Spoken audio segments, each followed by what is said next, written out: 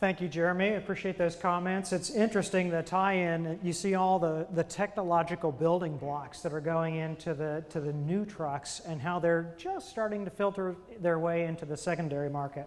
I'll talk about that just a little bit for the technologies that we are seeing move in, but let's jump back to the beginning.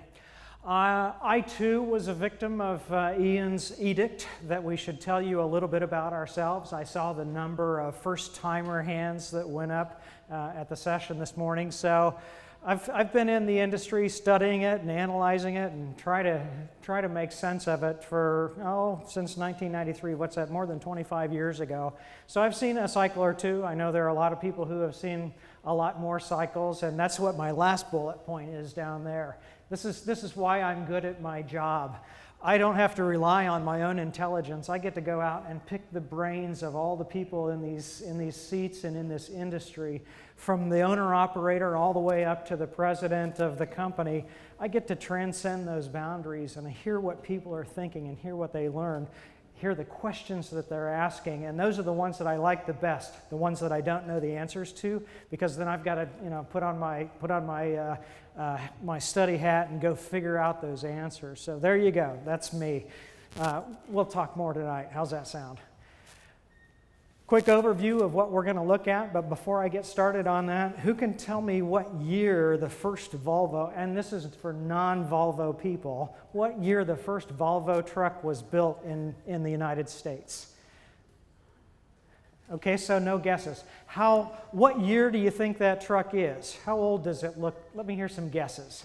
68. I like the guess. 68 was what he said. Anybody else want to venture a guess? Everybody's asleep. You must all be in sugar comas. 1982. Does that look like a 1982 truck? I agree with you, Hugo. That reminds me much more of the 70s and bell-bottom and plaid. But that's a 1982 Volvo F7, the first truck made in the U.S., and I show that because it's used, right? I happened to be down in New River Valley last year when they had this truck in the customer center, and we're expoing it, and so snagged a quick picture of it. So anyway, let's get going. We'll talk a little bit about, from our perspective, what we're seeing in the used truck market based on the database that we've got going on.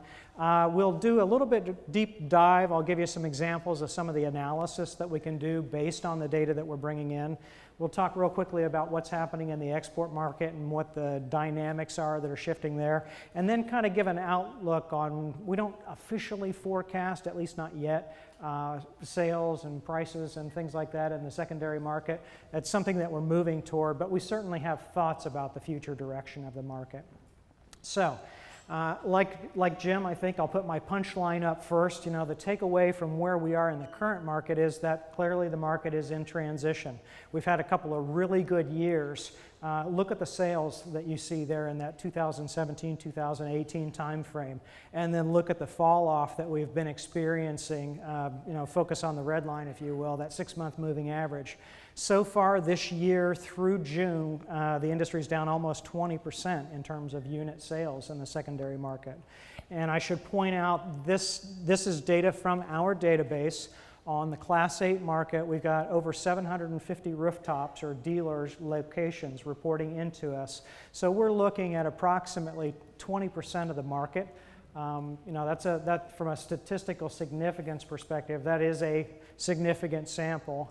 I'm comfortable making projections from our sample data to what the total industry is doing. So there you see, when you're talking with used truck dealers and they're lamenting what's happening in the marketplace right now, much of that is related to simply the volumes that we see.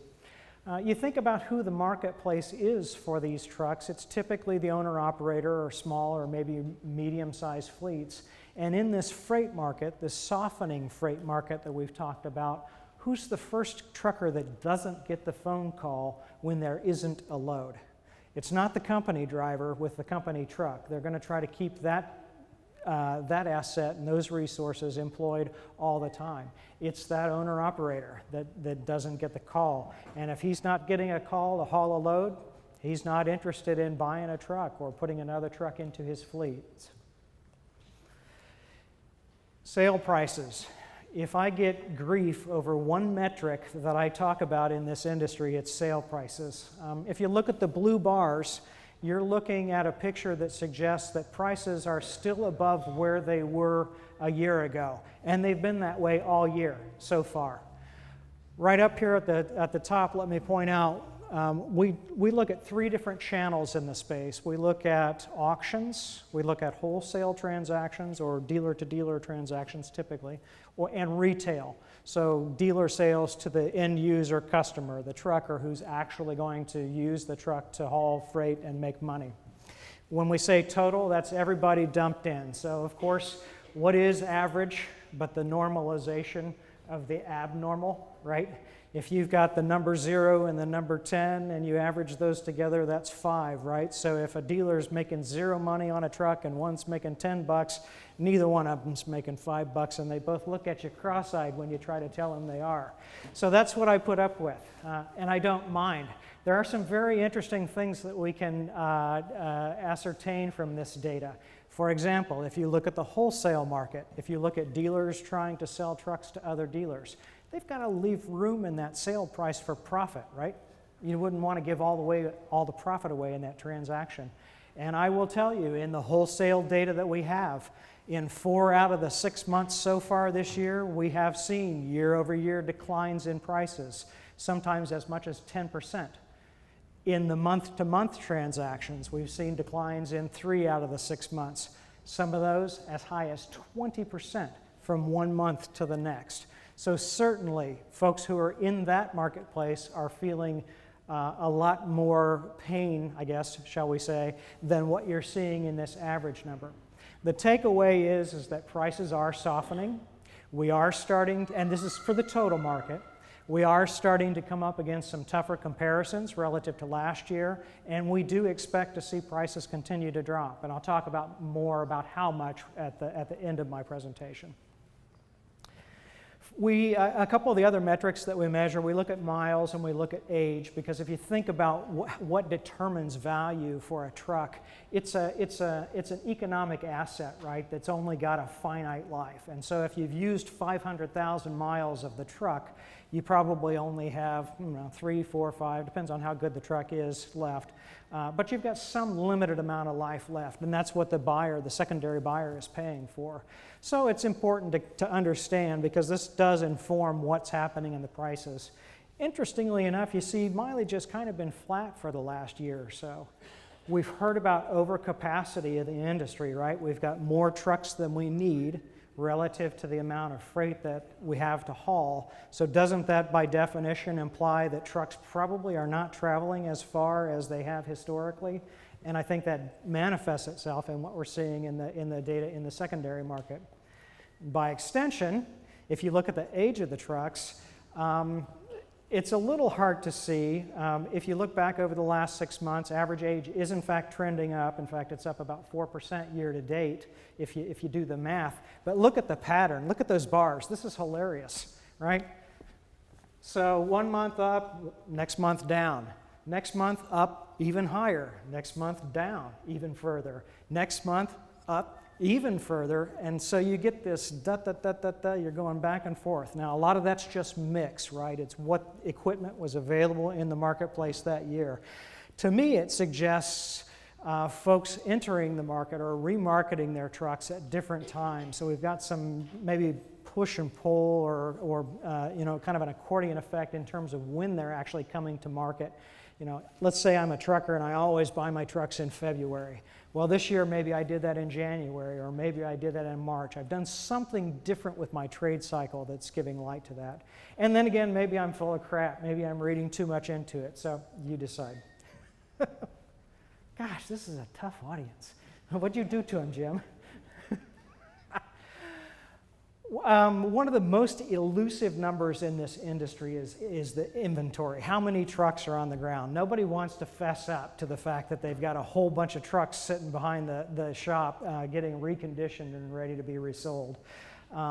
we talk to dealers, we try to get a sense of what's going on. You know, you can look at the classified listings and see how they've increased, I don't know, 10 or probably 15% since the beginning of the year, but that's not really necessarily a measure of indication. So what we did was kind of put it on an index basis, and I used to call this the inventory pain index. I stopped sticking my thumb in the dealer's eyes, and we changed it to just an inventory index.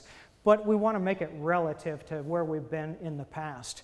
Back in that 2000 time frame, this was a disastrous industry to be a part of, both on the new truck side as well as on the used truck side. And we had way the heck more inventory than we needed to ever satisfy our needs. I think collectively, if memory serves, the industry wrote down, took a $6 billion with a B dollar hit to write inventory from book to market value. It was just atrocious. Today, you know, okay, so we're sitting kind of in that target range, that sweet spot where we think it ought to be to keep the inventory turns reasonable. Maybe a little bit at the high end of the range. Back, if you remember, back in February, we were talking about, oh, we expect to see an influx of trucks into the secondary market. That's happened a little bit. We've got some inventory on the ground, or an increased amount of inventory on the ground, but because of what's happened on the new truck side and what's happened in the freight market, we've actually been, you know, trying to employ all those trucks, trying to use them before we actually trade them into the secondary market. We still expect to see, as new truck sales increase and freight slows down, an influx of inventory. So, you know, when we come back in February or March next year, you know, we may be looking at a 7 on this index because things have increased a little bit. We'll see where we go with that. For those of you who think in dashboards or stoplight indicators, there's that picture. I'm not going to read it to you. One thing I will tell you, that bottom line over there, we try to gross our sample size up to what we think an estimate for the total used truck industry is. So for example, in June, we think that the whole industry sold nearly 20,000 used trucks. Neither here nor there anywhere, but you know, you measure that over time, and it helps to give a sense of, you know, what the trend is and what direction it's heading, that sort of thing. So let me jump in for just a little bit. I think I've got 3 or 4 slides maybe to talk about. Okay, so we collect all this data, and I got to tell you, some of these records that we get, you know, we've got, I think, about 200 fields in our database. So we're actually collecting transaction level data from the dealers. Not all the dealers fill out 200 blocks or 200 fields in the database. In fact, sometimes I just get a piece of paper that says, yeah, I sold one. Okay, well, that's helpful. You know, what color was it? Oh, thank you. Somebody finally laughed. I am going to give up my stand-up career. Oh, self-deprecating humor. Okay, now I know where to go. Excellent. All right, thank you very much. No. One of the questions that I always like to answer, I show this graph pretty much every time I do this presentation for a couple of reasons. One, to dispel the rumor, and even Brian Cota fell victim to it. Did you hear him say a 10-year-old truck with 1 million miles? Do the math really quick. How many miles per year? There you go, 100,000. Some Class 8 trucks go 100,000 miles a year. Some even go 106 because, you know, pretty much based on speed limits and hours of service regulations, that's about all that's legal. Most of them, well, okay, 44% of them go 80,000 miles or less a year. And that's an all-in number. So I did include day cabs and vocationals. On the back of your slide deck presentation, I actually broke those out so you can see more specifically where they're going. But Smokey and the Bandit have been dead since the 70s, so you know those days are over. You can see tractor day cabs, 85%, or 86% go less than 100,000, and on the vocationals, almost none of them go that far for obvious reasons. So if anybody tries to tell you and arm wrestle you and convince you that that's the answer, that's not the answer. And for a lot of people, especially in the supply base, those are important numbers. So there you go. Very good stuff to be gleaned out of this database. We also get questions around, okay, yeah, I understand what total market pricing is doing. Let's break that down by truck age or model year or that sort of thing. And you can see, you know, in general, there's agreement. Think of these as depreciation curves, if you will. How quickly is the asset depreciating? In a strong market, a solid market, you typically see about 1% per year, or 1% per month depreciation, so about 12% a year. In the marketplace that we're in right now, it's a little bit higher than that. In a weak market, 1.5%, something like that. So, you know, it's the takeaway, you can see they're going to depreciate more quickly in their younger years, and then things sort of flatten out as they go on. But there's not a lot of disparity, even among these late model trucks, in terms of how things are performing. Yeah, that's all I'm going to say about that one. I want to move on to the next one. This is kind of a heat map that we put together. Red is -5%, green is neutral, and yellow, or sorry, the other way around. Red is -5, green is +5, and then the yellowish is kind of neutral. And we're measuring price change here from 1 month to the next on a state basis. So it basically just kind of exemplifying what kind of granularity there is in the data. We know where the trucks were sold, so we can make these types of assertions or make these types of claims. What's really fun to do is sit here and flip this and watch how it changes from, you know, is that Arizona? Anybody here from Arizona? Have I got the right state? You know, being red this month and green the next month and red and green, and, you know, there's all kinds of variability in the marketplace. Another typical rejoinder to questions when you get pushback on the data. This is my favorite slide this time around. Part of the reason that used truck values have been able to stay so strong is the dilution of what we call price point trucks in the industry. So your blue line is trucks that are used trucks that are sold at $50,000 or less. Your gold or orange line is trucks that are sold at $50,000 or more. Look how the number of inexpensive trucks has fallen over the last 18 months. And so again, by definition or by extension, that's supporting the average price number that we're seeing in the marketplace.